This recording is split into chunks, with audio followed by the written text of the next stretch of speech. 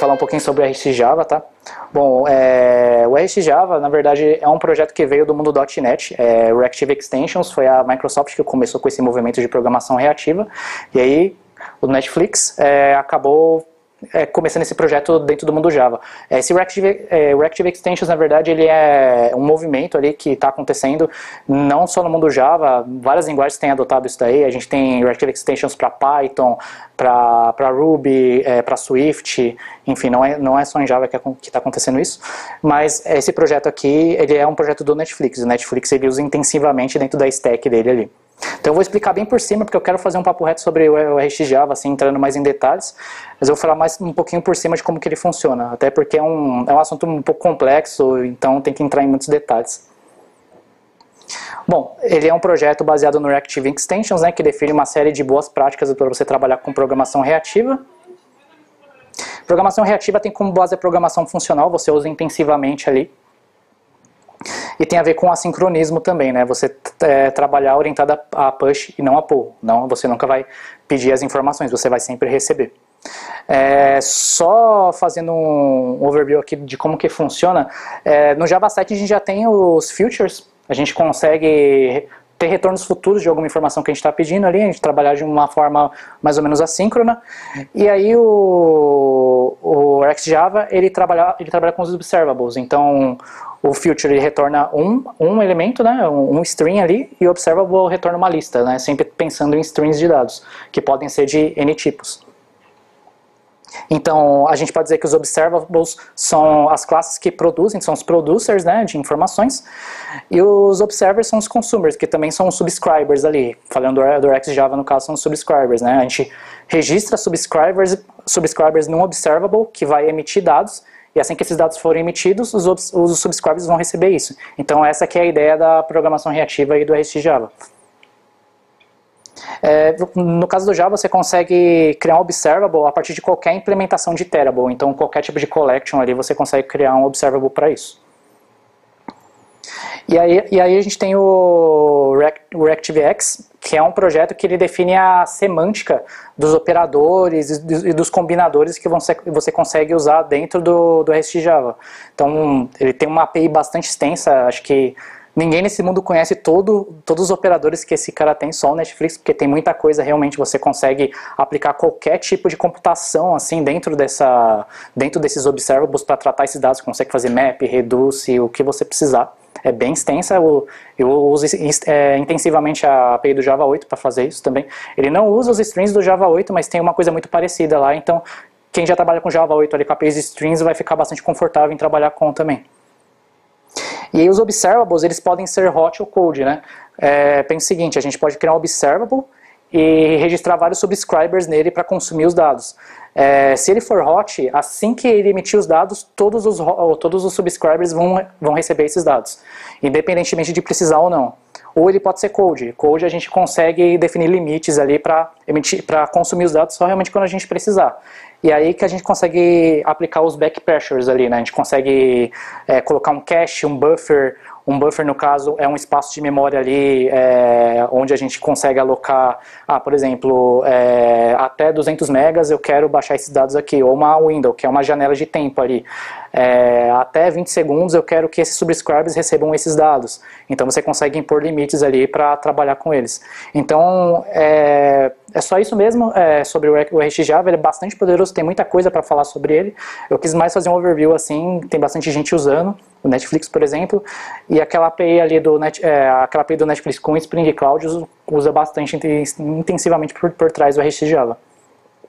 E é um projeto fácil de você colocar, é um framework fácil de você adotar, de você colocar no seu projeto, é uma biblioteca na verdade, é só colocar e utilizar e refatorar o seu código que não é reativo, você não vai ficar acoplado a nenhum framework, é simplesmente uma biblioteca, né? Eu acho que eu não defino nem como framework, é um micro framework ali, né? Um conjunto de classes ali, e se você for ver, ele usa tudo que tem dentro do pacote concurrency do Java ali, então não tem nada de fora na verdade, é um código puro mesmo. Essa palestra aqui sobre a IoT foi bem interessante, assim, ela deu uma visão geral de como que o pessoal está trabalhando com a IoT aqui fora do Brasil, só fazendo um overview aqui. Bom, esse daqui foi uma keynote aqui, se não me engano, do segundo dia do QCon. Então, como eu disse, eu achei que esse ia ser um dos focos da QCon, mas não foi tão forte assim. Mas essa palestra em si aqui foi muito boa. Então, explicando, né, que o IoT tem o foco no usuário, nos dispositivos, e ele é uma realização do Big Data, na verdade, né? O IoT só existe hoje por conta do Big Data. E ele trabalha com todos os providers que a gente tem hoje de cloud, tem suporte para IoT, né? A AWS, Azure, Cloud, os grandes pelo menos, IBM também, com aquele Blue Mix deles agora, todos eles têm suporte para você trabalhar com IoT na nuvem. Uma dica que eles deram lá é se você quiser começar nesse mundo de IoT, o Intel Edson é uma boa escolha para isso. Ele é um device de IoT bem barato, como se fosse um Arduino, mais barato que o Arduino e bem poderoso assim para o custo médio dele. É bem interessante. E a API deles é bem legal, é bem extensa. Também falaram bastante sobre beacons, né, que são dispositivos para você detectar proximidade e tudo mais, se conectam por Bluetooth. Eles também utilizam baixo consumo de energia. E também sobre os tipos de IoT, né? A gente tem basicamente dois tipos, que são o Send Only e Send Inversive, né? Você pode ter um dispositivo que está recebendo dados, enviando dados para algum lugar, para a nuvem, por exemplo, e tem os dispositivos que recebem também. Então eles categorizam os dispositivos de IoT dessa maneira. Um negócio que eu achei bem legal é esse Shodan aqui, que é uma Search Engine para IoT. Vou mostrar para vocês aqui. Você consegue buscar dispositivos que estão disponíveis na internet aí, dispositivos de IoT. É bem legal, ó. Por exemplo, aqui eles têm os tops dos mais votados. Por exemplo, a gente pode pegar essa webcam aqui. Cuidado. Não, essa aqui eu testei antes, fica tranquilo. Cuidado. Aqui a gente tem as portas que estão disponíveis para fazer conexão, a gente tem o país e tal, a geolocalização aqui, ó. Então a gente consegue registrar qualquer tipo de device aqui no Shodan e ele fica disponível para qualquer um buscar, e é bem legal.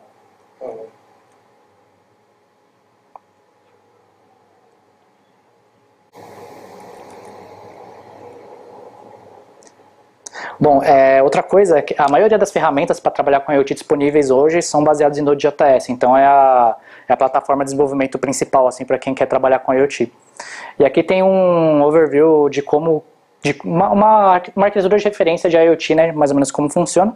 Então aqui a gente tem os devices, né, que podem ser baseados em algum daqueles tipos de IoT, né, Send Only ou Send and Receive, enviando e recebendo dados da nuvem.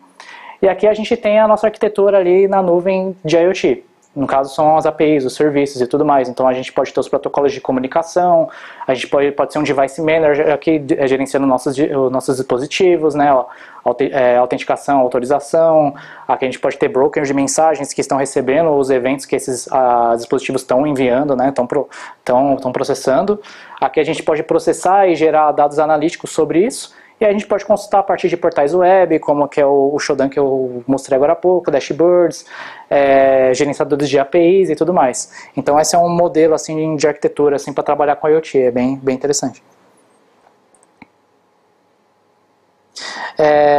Bom, vou falar sobre a palestra do Nubank aqui. Eles mostraram um pouco do que eles estão fazendo aí e tal, né? Eu vi a palestra deles do ano passado, no QCon também, e eles trouxeram algumas coisas novas, como que eles estão evoluindo a arquitetura deles. Bom, o que eles estão usando ali, né, na arquitetura do Nubank, né? Eles têm uma arquitetura baseada em Clojure, microservices, vocês já devem saber um pouco sobre isso. Basicamente, eles tentam trabalhar sempre de forma assíncrona, sempre que possível de forma assíncrona, então eles usam constantemente mensageria, e para isso eles usam o Kafka, né? O Kafka é um broker de mensagem que ele já tem auto-replication como padrão, né? Então ele está sempre replicando os dados que ele está gravando ali, ele já é também auto-persistente por padrão, então os dados eles são persistidos realmente ali dentro no Kafka, eles são persistidos em disco. Eles têm o Blue-Green Deploy, coisa que a gente já tem aqui na BlueSoft, né? O LB, se comunicando com o Autoscaling Group ali, né? Assim que uma máquina subir, que estiver saudável, ele derruba, sobe a outra, enfim. Eles usam o Rima.io, que é uma ferramenta para fazer monitoramento de projetos baseados em strings, né? No caso são projetos assíncronos, né, que geram mensagens. Ele é todo escrito em Clojure também, deve ser por isso que ele foi adotado e tudo mais. E eles tentam sempre tirar a métrica dos principais serviços do sistema. Então eles estão sempre monitorando os principais serviços ali do ecossistema deles para verificar como que está a saúde, como que está a latência e tudo mais. Então eles estão sempre monitorando os principais serviços. Eles também fazem constantemente monitoramento de exceções, né? Eles têm agregadores de exceptions ali para ver o que está acontecendo, né? Quais são as exceções mais lançadas e tudo mais. Tem a questão do traceability também, né, de ter uma rastreabilidade de tudo que aconteceu com o microserviço ali em um determinado espaço de tempo, né, quais são os problemas que ele teve, se ele teve algum problema de latência em algum determinado período e tudo mais. Também tem os health checks. Essa ideia de health check aqui, na verdade, cada API tem um endpoint onde você consegue fazer um request e você ter o status dele ali para ver se está funcionando. Então, quando eles rodam os testes deles, eles fazem o health check de todas as APIs ali, todos os microserviços, para ver se todos eles estão respondendo. É bem interessante. Outra questão interessante que é parecida são os heartbeats. Como a maioria dos microserviços deles são assíncronos, são baseados no Kafka, né? Eles recebem mensagens a todo momento. Então, para garantir que todos os microserviços estão no ar, eles mandam de 30 em 30 segundos uma mensagem para cada microserviço para ver se ele está respondendo. Então, é uma forma de também garantir que está tudo no ar. Outra questão interessante são os dead letters. Também serve para verificar se os microserviços estão funcionando corretamente. Por exemplo, tem um microserviço recebeu uma mensagem, só que ele deu erro. Se isso acontecer, ele vai gravar uma mensagem de erro em outro tópico ali no Kafka, dizendo o que aconteceu e tudo mais. Então eles conseguem ter o traceability a partir dos dead letters também. Eu achei bem interessante essas estratégias aí. Bom, teve outra palestra do Nubank falando mais sobre infraestrutura. O que eles estão usando ali para a gente entrar em infraestrutura, eles também usam a AWS. Então eles estão tentando trazer imutabilidade também, a que a gente fala em desenvolvimento de software, só que para a parte de infraestrutura também. Então, qual que é a ideia da imutabilidade na infraestrutura? É uma visão um pouquinho diferente, né?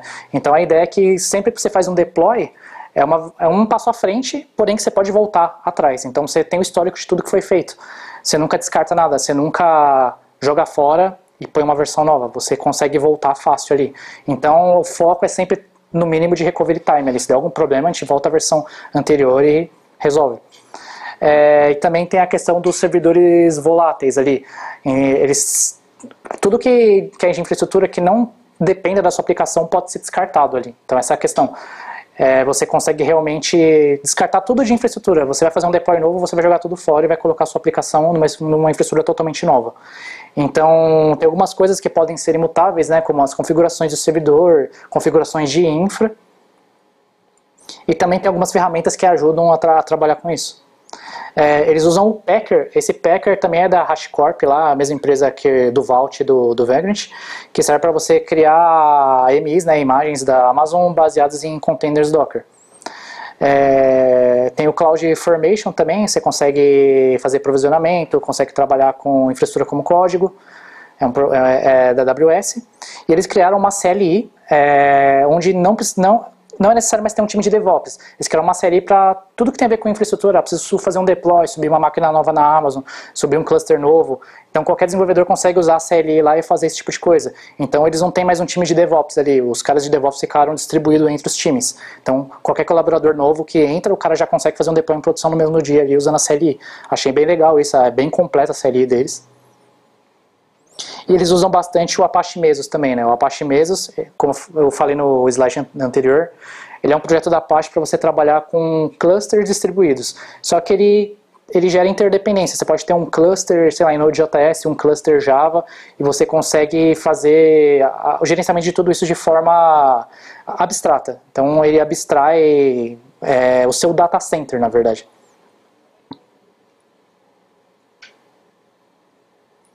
Bom, teve uma outra palestra falando sobre o Chef. Chef é uma ferramenta para você trabalhar com a sua infraestrutura como código, né? Você consegue criar os seus cookbooks, né? Que é um conjunto de receitas ali, e onde você define como que você vai definir a sua infraestrutura. Então você consegue automatizar a sua infraestrutura como código. Tem esse site bastante interessante, é supermarket.chef, ali, que tem uma série de cookbooks lá para N coisas. Então você consegue cookbooks para subir um ambiente completo com Java, na AWS e tudo mais, tudo usando o Chef, a infraestrutura como código. Você consegue usar o Chef dentro da AWS usando esse OpsWorks, é um produto da AWS. Então você consegue controlar todos os serviços ali, você consegue instanciar uma máquina no EC2, consegue startar um bucket no EC3, tudo via código com o Chef. E funciona com qualquer tipo de imagem da AWS, com qualquer tipo de AMI, Linux, Windows, baseado em Docker, enfim. E também faz o versionamento disso tudo com o Git. Então você consegue versionar suas receitas Chef com o Git na AWS. Então fica bem legal que você consegue voltar alguma coisa muito fácil ali, né? Uma configuração nova que deu problema, você consegue voltar para a configuração antiga bem fácil. E também tem o Terraform. O Terraform ele é um projeto para você criar infraestrutura básica como código. Infraestrutura básica que eu digo é criar uma máquina nova na AWS e tudo mais, criar um ambiente novo, escolher um cloud provider, tudo via código, e ele é executado da sua workstation. Da sua workstation você consegue startar uma máquina nova na AWS pelo Terraform. E você consegue trabalhar com ele junto com o Chef. Então você consegue criar uma infraestrutura básica usando o Terraform e depois usar uma receita, um cookbook do Chef ali para, por exemplo, instanciar um Tomcat, fazer deploy de uma aplicação.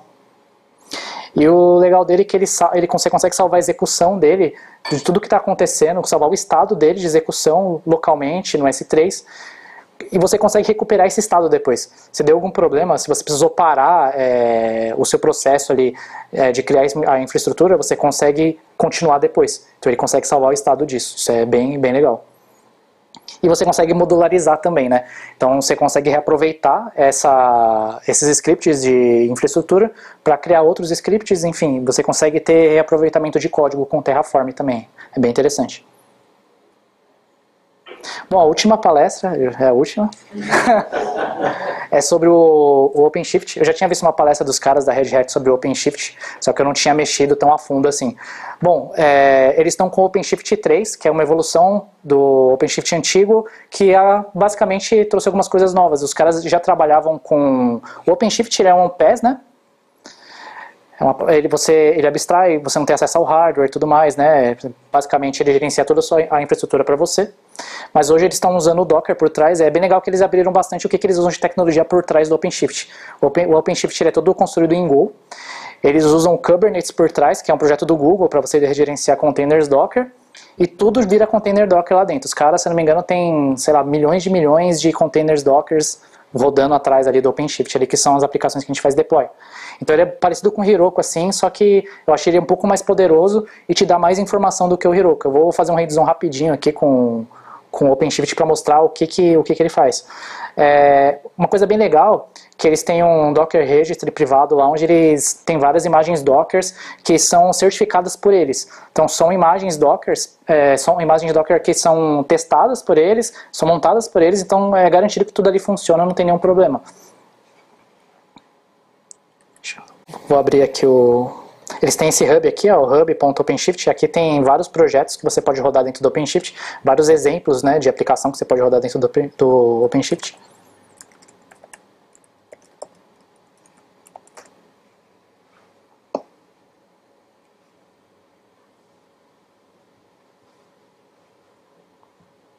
Então ele tem um console bem simples aqui, você consegue fazer deploy de praticamente qualquer tipo de aplicação. Então eu vou criar uma aplicação nova aqui. Deixa eu ver, vou criar uma aplicação no JS, ó. Você consegue escolher qual é a linguagem que você quer e tudo mais, a plataforma. Bom, já tinha feito um testezinho aqui, eu coloquei BlueSoft Demo. Aqui ele vai gerar uma URL pra gente. A gente consegue configurar o autoscale dele aqui. Consegue escolher qual que é a região da AWS, que ele roda, o OpenShift roda em cima da AWS. A gente consegue escolher a região. O tamanho da máquina, né? Essa daqui é free, então ela vai ser small. A gente consegue já versionar e jogar no Git. Se a gente quiser, é só colocar o URL que ele já vai fazer commit desse código que ele vai gerar o projeto pra gente, já vai commitar. Eu vou criar a aplicação aqui, ó.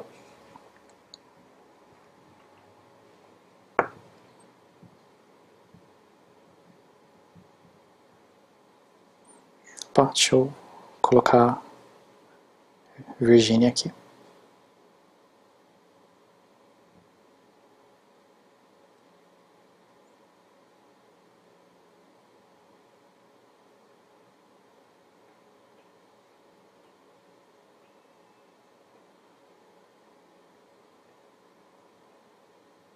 Bom, ele demora um pouquinho, porque ele vai gerar um container para isso, vai gerar uma pipeline, ele vai fazer uma série de processamentos. Bom, ele startou aqui a nossa aplicação. Pergunta se a gente quer mudar algum código, né? Que ele vai gerar uma aplicação Node.js básica, né? Com uma página de um Hello World e tudo mais. Vou falar que não. Beleza, tá no ar. Então aqui, se eu quiser, eu posso adicionar um banco de dados aqui, ó, MongoDB, MySQL, Postgres, só clicar aqui, ele já vai adicionar e já vai estar funcionando. A gente consegue ligar o Jenkins aqui, já vai fazer a integração contínua pra gente também, vai gerar, a gente consegue criar pipelines e tudo mais. Aqui já tem as informações da máquina, aqui o storage, né, 1 GB. Então aqui está a região da Amazon que ela está rodando. E aí já está disponível aqui, essa é uma página inicial que ele gera aí.